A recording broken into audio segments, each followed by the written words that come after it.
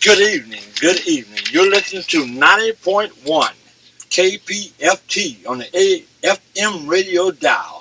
90.1 KPFT FM radio dial. We have another great show lined up for y'all this evening. A great show lined up for y'all this evening. And here's Evangelist Tanya Dean to tell y'all about this great show. Good afternoon, everyone. We're happy to be in the house this afternoon. And we have some great guests with us on this day, by the grace of God. We have Mr. Albert Tibbs and Mary Tibbs, his wife, his better half, here with us on today. And we're going to learn a little bit about him. Mr. Tibbs, he's running for Commissioner of Precinct 1, you guys. And we're just happy to have him. Mr. Tibbs, we'd like you to tell us a little bit about yourself, sir. Greetings to all listeners there. My name is Albert Tibbs. I'm a candidate for Commissioner of Precinct 1 of Fort Bend County, here with my wife, Marilyn Denise Tibbs. Well, I am a native of Houston, born and reared, father of 5 children, and married for 36 years this month. Wow, that deserves that deserves an applause. And they both look like they're in their 20s. Yes. God. I'd like to commend both of you guys. God. It seems like 4 years to me. She is the angel in my house and keeps us all balanced.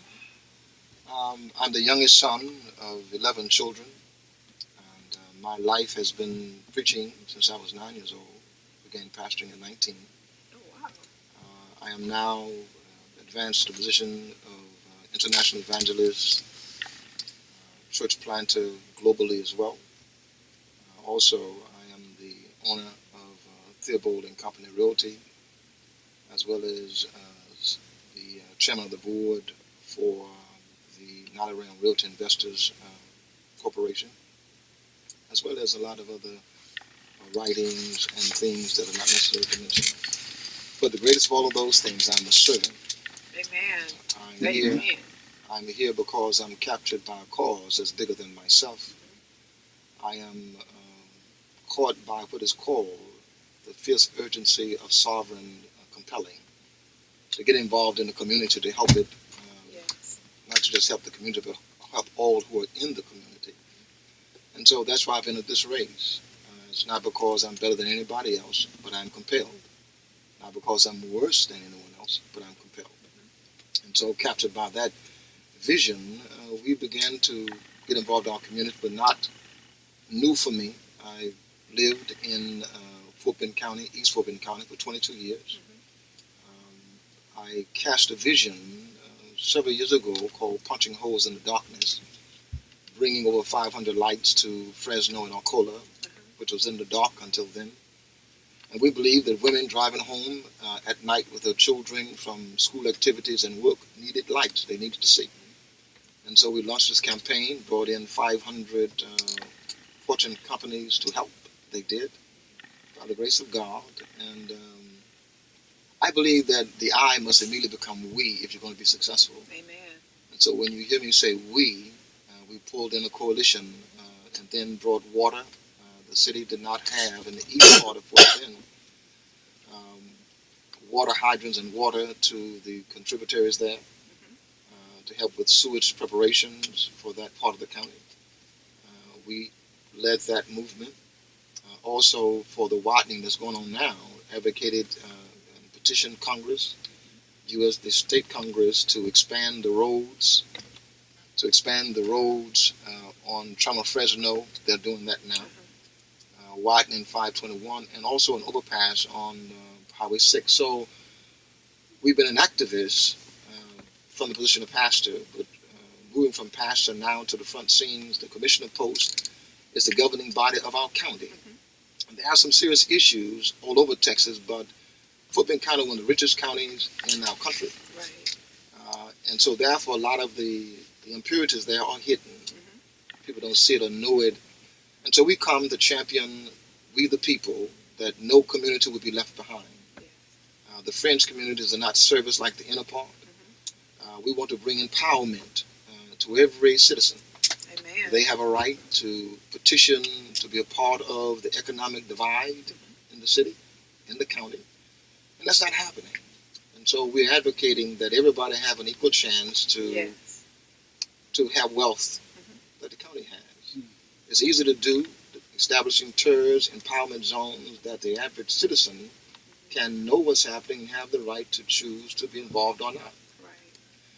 We want to advocate that we all should push for no communities left behind by supporting our children. Amen. I think that a country fails, a county fails, a community fails when the children are left behind. They're our future. A lot of people don't understand that in many of the counties around us, the early education programs are not there. Often we don't realize that our children, our young black men Yes. specifically, are being incarcerated at age 9 Yes.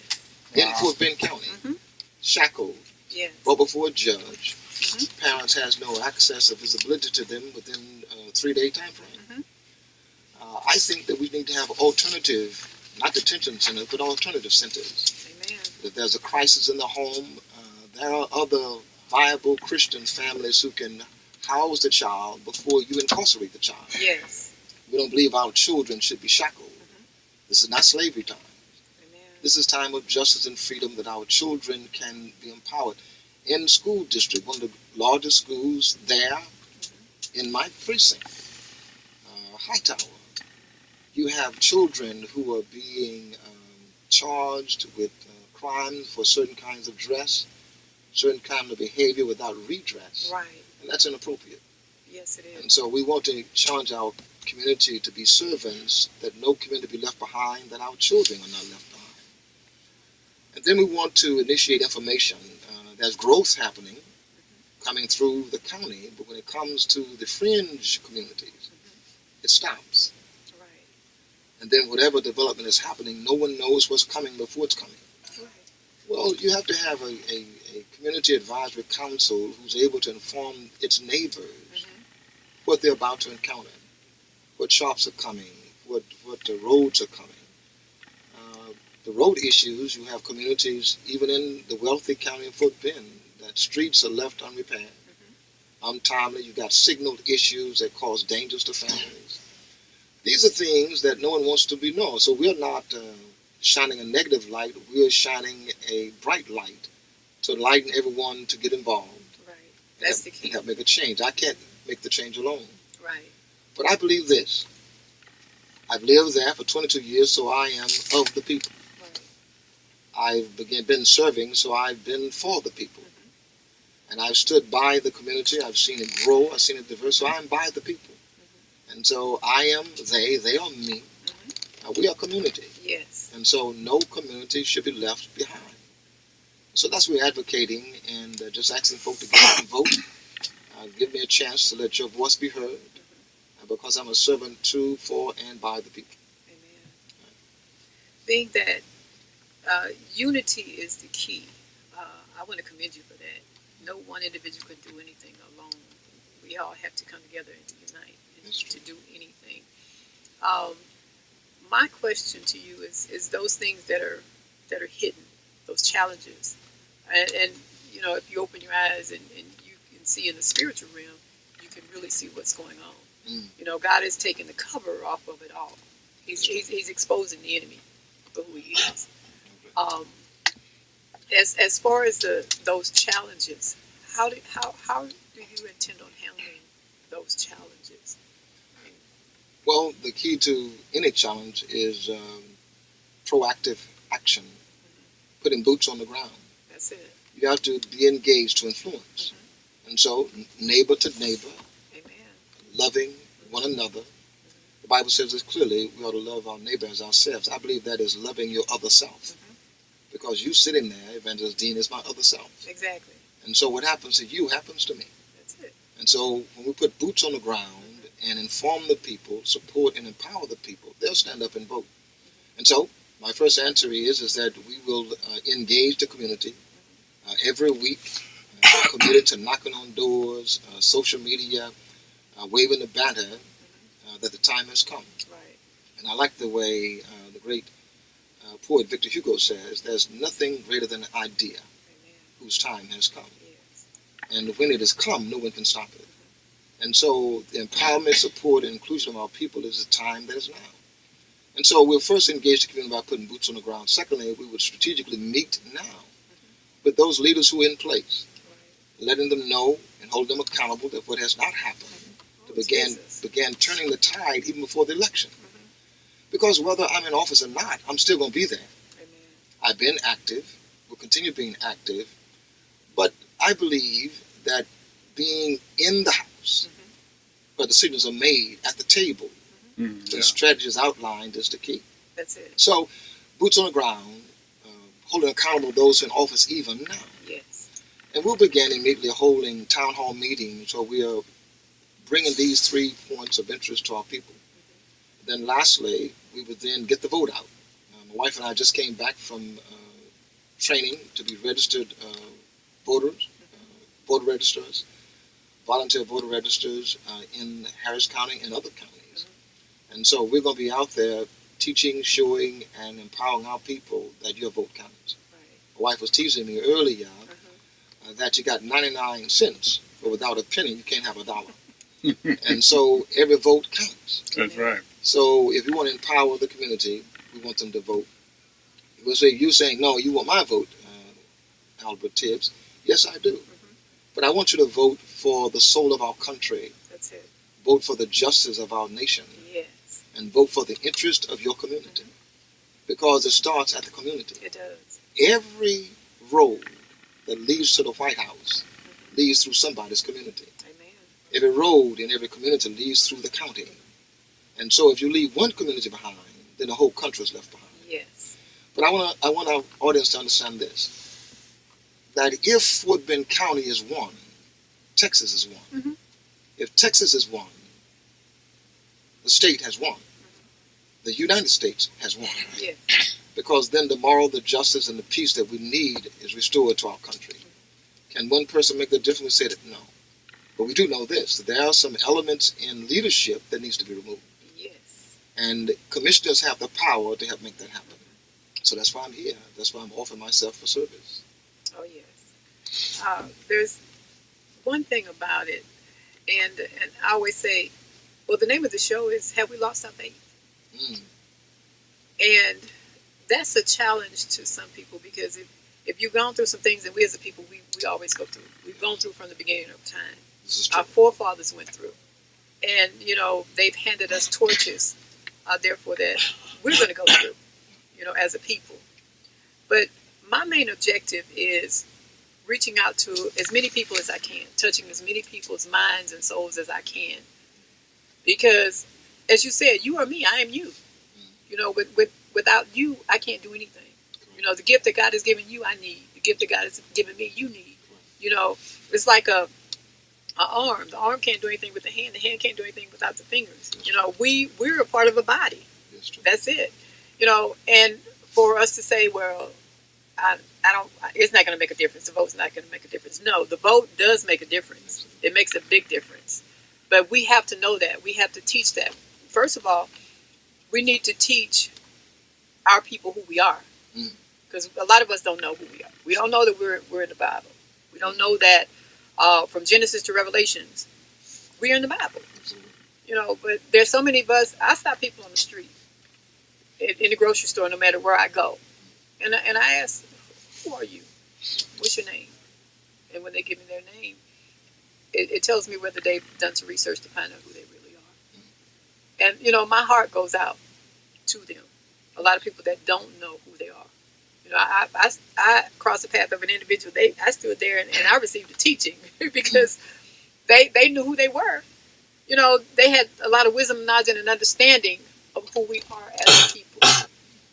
I would suggest that individuals, and the thing about it, the things that are happening in our communities is no accident. The drugs that are coming in, they're flooding in the community. My question is, why don't you start at the border? That's where it's coming in at. And they wipe that out. They don't focus on that. But they come into our community and they arrest because it's overflooding with drugs. I focus on this point a lot because that is a large point to focus on.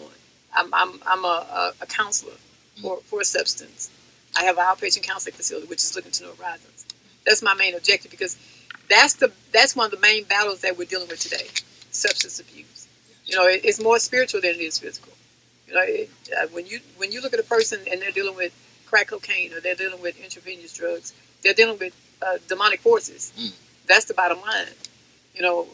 Alcoholism, include that in there too? Right. And my suggestion is to deal with it in a spiritual aspect. 12 steps is fine, but 12 steps is not going to do it. And I don't see anyone placing the word of God on these situations today. I don't see them casting out demonic forces. I don't see exorcism taking place. I'm just being realistic with you. I don't see any of that taking place. And when I know the law has always said don't mix the church with the state, but me as an individual, speaking from a personal standpoint, I have to have a foundation. I got to have God in my life. I can't do anything without Him. If I tell you my testimony, I want to say two things about that. They say don't mix the church and state. Mm-hmm. Okay, so does that mean that either or you got to be unconscious or conscious, and if you're going to do one, you're going to let the other go? I think that's where we lose our humanity. When our humanity gets judged out and it gets rationalized out, what happens to the care? There is none, because there's no conscience. Right. And the element about what you were saying, what y'all said about that, when I've asked people, and I used to be perturbed with that question about why don't you vote, and the person, because I understand this man very well. I'm glad he's here. And I got to deal with my health. I'm glad he's here. I know what I'm hearing him say. The only other thought I wanted to add to that was that I found out that it was a person's lack of consciousness or love for themselves. Exactly. How can you say you don't count? You are a human being. How don't you count? But I found out that question doesn't even go there because they don't think there. They don't consider themselves worthwhile. You're absolutely right about what you're saying. Yeah, I had different other questions coming to my mind, and this is kind of like not necessarily out of the political arena, but I don't know if you ever heard this expression, and if not, I'm going to explain it to you, and you just tell me if you think it's fair or not. I learned the other day that there's this thing that they call inferential analysis. Okay, that's when certain people infer certain things about other people. So what they do, even in Houston in the state of Texas, they take a random sample of people from maybe one community because they can't represent the whole population. And then they try to say, well, whatever they are trying to infer, they take it from that random sample and then they apply it to everybody. And see, that could be an issue within itself as far as when you were saying something about our children. At 9 years old, that's ridiculous for a 9-year-old to be handcuffed or have to go through any kind of disciplinary action to that extent. But they generalize and thinking that we are more of the criminal-minded type person, rather through their sample. It's just like anything else. So my question more directly would have been, through your proactiveness that you've had throughout the community, throughout your lifetime right now, and do you see that as being a plus, and whether or not the community have begun to support your ideas? I believe the community has grasped the activism we've done in the past because that was a holistic support of those projects. Do I believe that the community has embraced the holistic need of the things we have addressed? Yes. No, because they have not been fully informed. I think the two words that you all three words that were mentioned in these last three dialogues was consciousness, faith, and then she talked about the vote. I'll begin there. She's right. Evangelist Jean is correct. These things are institutionalized economic structures to bind up a certain group of people, as you just mentioned. Right. But I would like to offer this, that we need to become educated, as Evangelist said, that money is minted personality. Mhm. It's your time and your energy transformed into currency. That's money. Right. Okay? But your vote is minted consciousness. Your consciousness is important. Say that again. Your I know vote, that's heavy, brother, but say it again. It needs to be heard. your vote is minted consciousness. You take your thoughts, your opinions, and your views, Right. and you take it to the ballot box. Right. And when you pull that lever, your consciousness has been registered for all to see. Right. Absolutely. Absolutely. Until that happens, there's no transformation. Faith can be bent and bowed, but real faith cannot be destroyed. Right. Amen. That's true. Because it is what drives us to be active, Exactly. to make the changes. Your statement is profound about the marginalizations of a group, a small number, to gauge a whole community. Mhm. Those are New Age slave tactics. Right. Right. That's what they're doing. And no one likes to hear this language because well, you're drawn back to the past. Those are your ancestors. You have not experienced that, but you have to think in the times we live and how things live. For instance, in Precinct 1, one of our primary communities, Till Run, there's a curfew set, and curfew is controlled by commissioners. Mhm. Now, this community has had curfew for a season because there was a change in demographics of the community, and so they petitioned the court, they gave it, but there's never been a redress whether it needs to continue. Right. Right. Because what you're saying to the parents, you cannot control your children. We have to control them. Yeah. Right. That's And right. make money off of them now, y'all. It's money involved in all this, y'all. It Money is. involved. It is. So I say that we invite the community to participate in your own choices. We are parents. We pay taxes. We own these homes. And we elect you. And you just That's right. So we want you to understand that we know how to set curfews for our own children. Well, what about when there is violence rampant, drugs in the community, and no one's addressing it, and we ask for help is needed? Mhm. But I don't believe that any parent who calls an officer or any family with a crisis expects their loved one to be taken away either by an ambulance, by death, by the unwarranted actions of a disinformed officer, And it's gotten to that point in our community. or whether it is because someone in the home has misunderstood another family member's action. Right. Right. So all of these things apply to what you just asked. Right. And my answer is that the way you engage the community, you have to inform the community. Lack of knowledge is ignorance. That's it. But do you That's believe it. that That's it.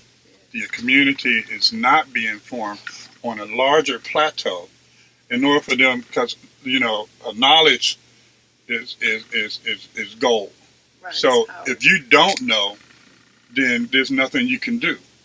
So do you feel that that's intentional, whereas the information, because the venues is there. I mean, how to get the information out there is our possibility. But the reason that it's not being put out there, do you believe that is part of the reason why people or the community is not responding, because the information is not being disseminated into the community? You're 100% correct. I want to say this. These are not new conversations we're having, Right. but they have to be had in 2020 and 2019. But I do want to say this, that we have to realize that money is a factor in all of these decisions. Yes, institutionally, there's been a desensitizing of the minds Yes. and the heart of people Right. in Right. general. Otherwise, we wouldn't have who we have as president. Okay, Jesus. so when you're desensitized, you cannot see through the eyes of Christian values to which our country is supposed to be founded on, Right. to see the impurities that's around us. So how do they do that? Let's make you comfortable. You can live in a $280,000 house. Just don't say anything. Right. You can drive the expensive vehicles, luxury vehicles, Compromise. but just don't say anything. And so that's a way of desensitizing, and our children get caught up in that, and then comes the media and other things in order to make us users and not owners, Right. consumers and not contributors. And so you're absolutely correct. Okay. But we can talk about this all day, but the answer is that the power still lies in neighbor to neighbor. And we have to vote. Exactly. It's still, the power still resides in the collective of the we. Right. The power of the collective has not changed. That's true. That's what the vote is about. That's what election is about, where the collective come together and said, this is our single choice, our single decision. Right. And we'll go up or down with that. This something that you said when you said this country was built on Christian values. And what I've discovered as I matured, that there's a difference in the Christian values between black Christian values and white Christian values. Because back in slavery, they used the Bible to justify the onslaught of black people. They used the Bible as an excuse to rape black women. And so I'm just saying it to say, because I remember coming here to Houston, and I went to a white Baptist church, but they would not let me in. And I'm sitting there saying, well, this is a Baptist church. And they're like, oh, no, you need to come back. And I sat there and I thought about that. So when you said the Christian principle, yes, but at the same time, there's just a difference between black Christian values and white Christian values. Well, let me interchime here, because you misquoted me. I said we are supposed to have them. Oh, okay. Established on a Christian Judeo value. Right. Okay. I didn't say that we were. That is the premise that we believe that our country was established on these values. Right. That's right. The discussion you're having now in reference to the wide chasm between the African American black church, the African American white church, or the black African American Christian and white Christian, I would say to you that there is no white Christian or black Christian. Right, shouldn't be. It isn't. Okay. It's not shouldn't be. It isn't. I think we've missed that mark. Now, I think our brothers of what is called the majority culture, Anglo, have misinterpreted and exploited the writings of Scripture to their own use, but they have not been practicing Christianity. Okay. So let's make that clear. Yeah, exactly. That's true. So let's not mock Christianity. Let's hold accountable who's accountable. Right. That's okay. true. So if a man takes a writing that is deemed sacred, holds it up and calls himself what that book says he should be, then deviate from that in his actions, he himself have nullified himself from being a Christian. So these are not Christians. They're religious. Yes. They've established religious organizations, but they are not Christian. Right. Okay. How can we say someone is a Christian who can lynch another man, skin his body, disembowel him, burn him, celebrate that in the presence of children, train them to think that way? How can you say that's a Christian? Right. That's true. That is not a Christian. That's a man who's gotten a hold of a sacred writ and devised a plan to deceive others. But no one is fooled to think you're a Christian. Okay. No Christian I know rides around with a hood or with red caps with no veil and still expect not to be seen. That's right. That's right. No Let's take a break, y'all. We're going real heavy. God bless us all. 90.1 KPFT. 90.1 KPFT. Y'all tuned in. We got it going on today now. Let's go on with Evangelist Dean and her great guest. Yes, sir. We are back. And we are still with Pastor. I didn't know he was pastor. I didn't hear that until now. I didn't know that. I should have pre-interviewed you before you came in, for the interview. But anyway, Mr. Albert Tibbs and his lovely wife, Mary Tibbs. Marilyn. It's Marilyn. Her name is Marilyn.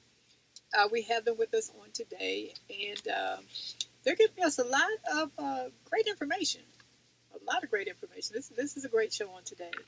And if there's not anyone tuned in and you know someone that would love to hear this show, give them a call. Call them. 90.1 KPFT. 90.1 KPFT. Come on, y'all. Yeah, but we're going to resume with Mr. Tibbs. Mr. Tibbs, we'd like for you to go further, sir. Well, if you are needing help in registering a vote, you can email us at tibbs4c1@gmail.com. Say that again. If you're needing to help register to vote, you can email us at tibbs4c1@gmail.com. We left off talking about the variants of my esteemed colleague here sharing about the difference between Christianity, and I lifted the pros that there is no such thing. There's only one Christ, one Lord, one faith, one baptism. Amen. And anyone deviates from that is not of Christ. And I say that adamantly and would challenge any theologian to the truth. Right, absolutely. And I think that one of the crises in our country, and I was thinking of the greatest remedy to the tragedy, let's stop calling those who claim they are evangelicals as evangelicals. From the White House to the outhouse. Because they're misleading our people. If you're not that, stop saying it. Yeah. Yeah. And I want to hear publicly and humbly say to theologians all across this land, whether you are of any culture, any race, any demeanor of life, let's not advocate wrong. Wrong is wrong, right is right. That has not changed. There's something wrong with the word love. Can we get some love in the conversation? From one human being for another? Well, that's why Jesus says in John 15:13, greater love has no man than this, than to lay down his life for his friends. And the greatest test of love is service. Amen. One to another, that all of us may prosper. And so let's get back to the base of this thing about money. The love of money is the root of all evil. The love of money. Yeah.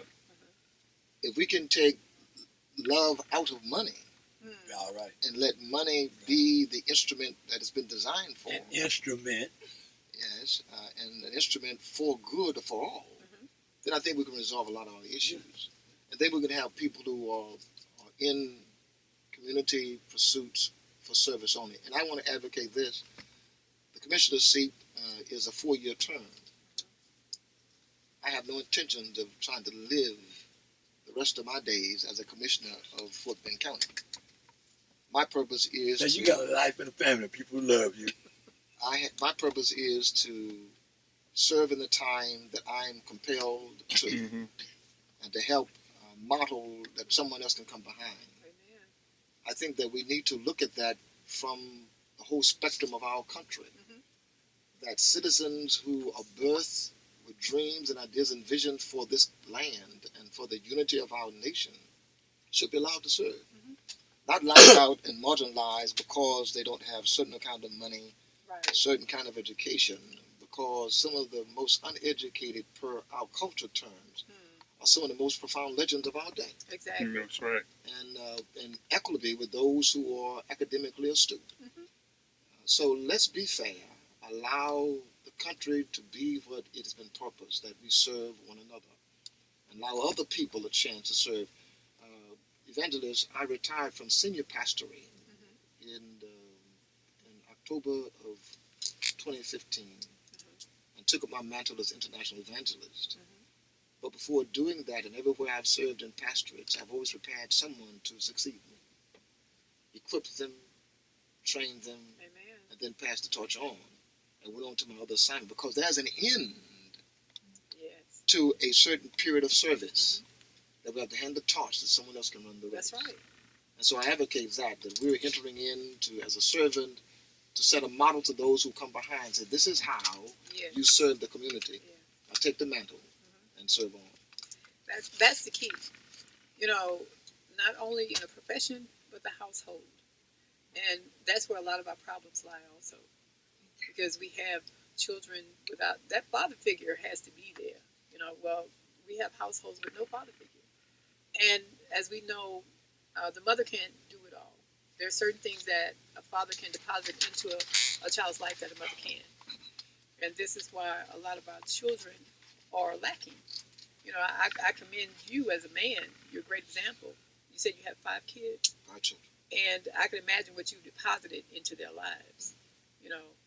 But there are kids that drop out of school at an early age because they don't have anyone teaching them anything, especially that young boy that doesn't have the father teaching him anything, or that young girl that doesn't have a mother.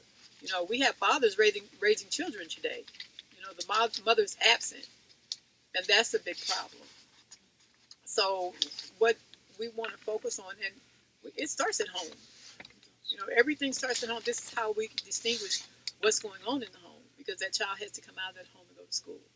That child has to affiliate themselves with other children and other people. And a lot of times we see what's going on. And this is another thing that really bothers me, is when we see what's going on with that child and we're not focusing on it. We're not saying anything. We're going around it. We're jumping over it. Well, I look at every child and say, that could be my child. That's why I try and plant seeds, not only in children's lives, but people's lives, period. Because I know that as an individual, you tend to cross paths with people in the community. And living in the community that I live in, Sunnyside, I try and plant seeds everywhere I go, especially there. Because if I plant that seed into that person's mind and their heart, then I can make a difference in their life, especially children. I'll use this as an example. There's a little boy that usually when I go into the Family Dollar store, he's there. And he's alone. And this is at night. This child is like 9 years old. And I asked him the first time I saw him, I said, who are you with? And he said, I'm by myself. He's homeless. And he's not really homeless. I stopped him and I told him, I said, where's your mom? And he says, she's at home. She's the one sent me to the store. It's about heading up on 9 o'clock at night. He's homeless. And I said, you have her phone number? Does she have a phone number? He said, yeah. I said, call your mom. And he called her on the phone. And he handed me the phone and I said, ma'am, I have a question for you. Why do you have your 9-year-old son out here this time of night at the store? And she says, well, he wants to go to the store. I send him to the store because I don't have any well. I have all these other kids here with me. And that's a problem. That's a problem with that child, not only with that child, in the community. Mm-hmm. That child is not being chaperoned. I watched him, and I told him, I said, what I want you to go to the meeting with me. We have meetings at LOC, which is the local organizing committee at the Shape Center. And he started to go to the meetings with me because he's becoming affiliated with the individuals that are out there selling drugs on the street. So he's not my genetic child, but that could be a child that chooses to break into my home and come in my window. And at that point, I have a choice to make. So prevention is the key. I press for prevention. And what I see in the system is that, why is it that something has to happen first? Mm-hmm. You got to be a victim first. Why do you have to become a victim first for something? Law enforcement is always telling me that. Well, something has to happen. We can't do anything. No, you can do something. You don't choose to do it because actually the system wasn't made for us to succeed as a people. It was made for us to fail. And our demise. Exactly. So my thing is, for us as a people, what we're going to have to do is, seeing in the spirit. I would love for everyone to see in the spirit. Everyone can't see in the spirit, but I would love for everyone to see in the spirit. But sharing, talking, communicating, becoming involved is the key. That is key, because if we don't become involved and we continue to step over each other and go around each other and, no, that's not my child, that's not my sister, that's not my brother, then where are we going to end up at? Guilty by omission. As a people, where are we going to end up at? And as Dean, you said some very deep and challenging and demanding things. However, I heard an echo was outside of your voice, came from Mr. Thibodeau. You said home. He said he's homeless. Okay. You said home. He said he's homeless. He was going a little bit deeper with the thought of really saying a house doesn't make a home. Exactly. He mentioned he was homeless because of the absence of the family union. Right. We don't want to go back to history, but one thing I think that other cultures who are listening to us now need to understand, the Afrocentric family was birthed and born out of a holistic nature of unity. Mm-hmm. Did everything together. And where one suffered, everybody suffered. Exactly. And everyone came together, just as you were doing with this little boy, and embraced him. When slavery came into being, it was intentionally to destroy them. And whether anyone realizes it or not, we have been many, many years with post-traumatic syndrome disorder 40 years. because of it. Mhm. And while the system tries to deal with us as healthy in all aspects, there is some damage that's been done Yes. that cannot be undone Mhm. except you put right things in place. Mhm. It is the power of the collective. Yes. No matter what race, what culture, what history you come from, that if we see anyone hurt, marginalized, or destroyed, we have an obligation to lift them up. Mhm. The Good Samaritan exists in all of us. Exactly. We don't need a hurricane to awaken the Samaritan. Just when you open your door in the morning, the first issue of a Good Samaritan is saying good morning to your neighbor. Amen. That good morning will transform a child's life on the way to the bus. Yes. It will reverberate through the child getting on that bus, good morning to the driver.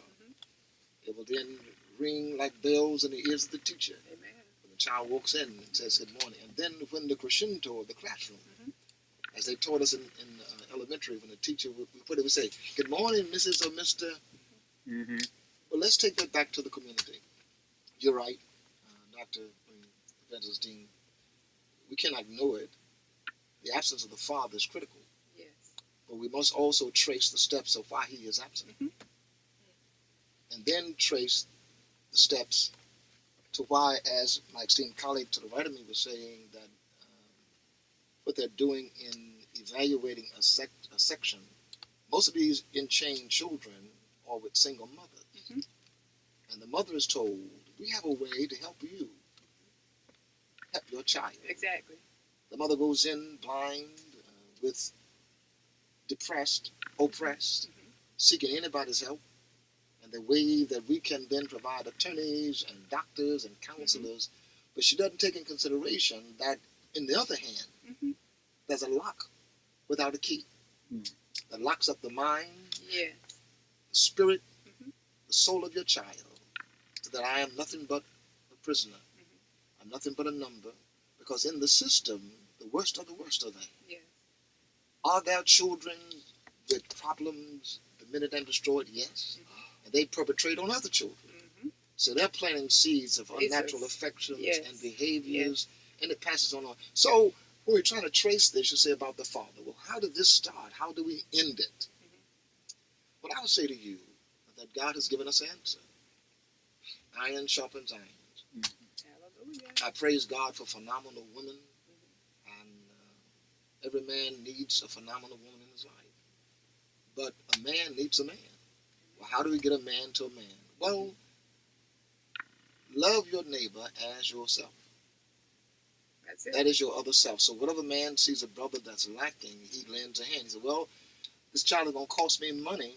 You have to invest your mental personality to develop a personality. Amen. You have to invest your time, your talents, and resources to transform a life. Yes. But when you do that, you transform a world. And that's we challenge every man to look at his brother as his neighbor self, your younger self. Yeah. Take your time, talents, and resources. You say, how long? Do you not know that a minute changes into years for a child? Yeah. The quality, not the quantity, will often transform where quality is lacking. Yes. Where quantity is lacking, rather. And so I advocate that everyone lend a hand to just touch someone, just take a second to say hello, how are you? And you'll see the transformation. I'm sorry, my colleague. No. I saw a certain correlation here because I was telling you earlier when you was asking us who we were, and I was telling you what I was doing. Correct.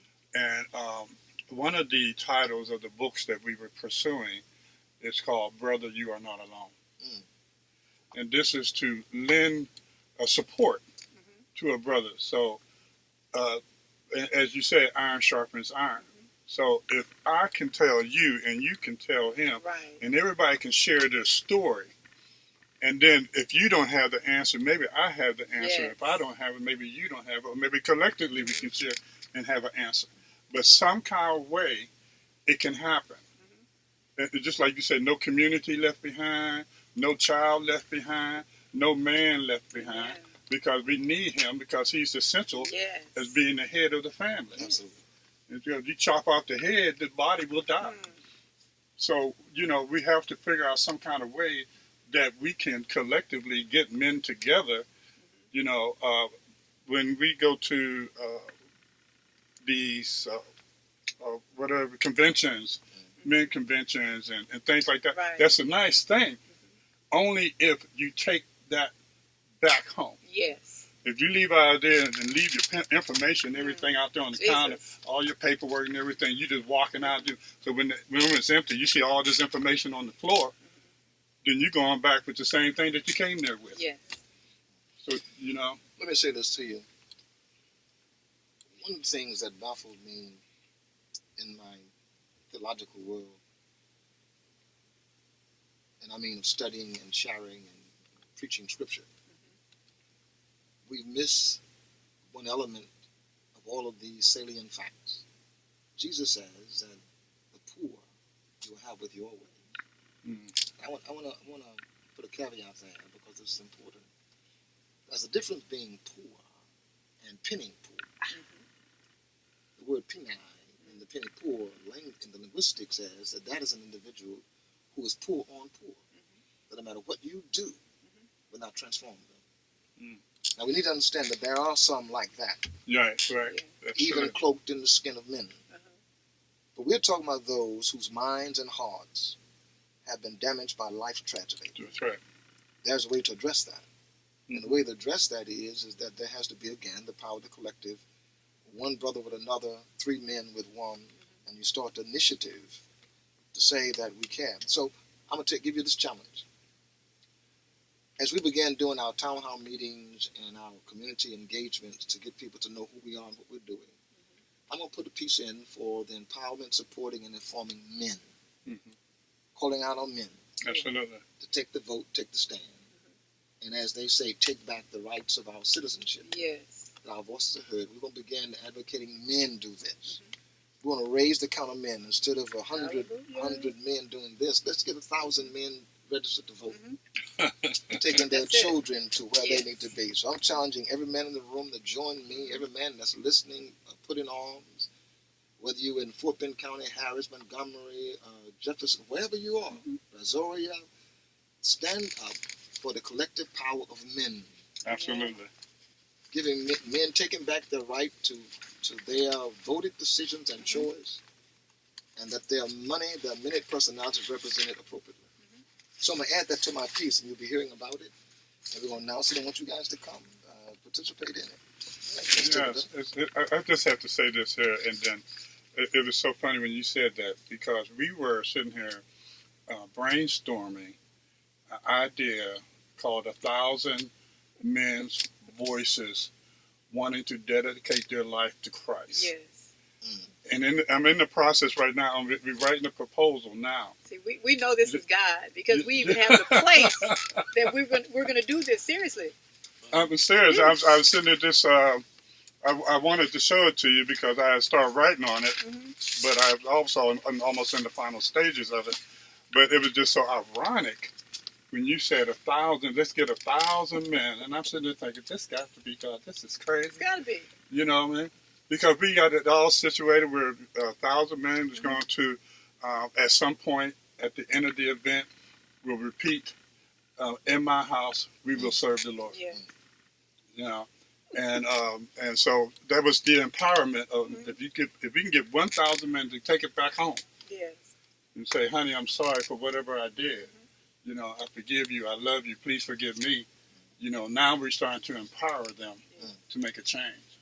You know, that's all I got to say because I know time's getting. And I want to add another thought too, real quickly, because we respecting everybody for each and every kind, but on that big level, that big grand level, I'm tired of the divisive, sexist ways, not to divide men and women, but for men and women to be partners in their families as well. A man doesn't have to be overwhelming to a woman, and a woman doesn't have to be overwhelming to a man, but to love each other and care. Amen. As these people are sitting before us today have shown me very well, and I'm speaking on them, giving them praise for what they have achieved, because they've done the time. But this is where the others need to go and get to. It ain't about being Cardi B. It ain't about taking all your clothes off all the time. It ain't about you being used for your body. It's about you and your spirituality helping you and your man accomplish something together. Amen. And me, God, I'm challenging the churches. I've been challenging the churches for they a while need now to be. to come outside the walls, because you are the church. You're the temple of the Holy Spirit. Wherever you go, you take the church with you. You know, my objective is to continue to challenge the churches, because they're staying on the inside of the walls, and they're all about their own business. They're Making their own money. conferences and things of this sort. Well, Jesus only went to a pulpit one time, and otherwise he circulated out amongst the highways and the byways, out in the streets People. with the people. That's what he did, you know. So I'm definitely challenging the churches, but we're just about done here. So we're going to go ahead and we're going to let Mr. Tibbs have a few more minutes, and then we're going to wrap it up. I want to thank Evangelist Dean, the eminent Mr. Thibodeau, and my esteemed colleague to the right of me, James Thomas, and my wife for being with me. But you all allowed us this opportunity to speak our hearts, and that is invaluable to me. I want to encourage all of those who are needing help or wanting to register to vote. You can go to tibbs4c1@gmail.com. Say it again. Tibbs4c1 at gmail.com. At gmail.com. Get your pencils and papers. Okay. And we will help you register to vote. I also want to say to those who are listening in Fort Bend County that we are family. We should be one county, one community. They say we are the most diverse, but let us be the most unified. Amen. And stand up and make our votes count, not for this one or that one, but for the purpose of serving one another, and that our community will abound. Thank you for your time. I am Albert Tibbs, and I am the candidate for Commissioner, Precinct 1, Fort Bend County. God bless you. Have a great day. Thank you. Amen. Amen.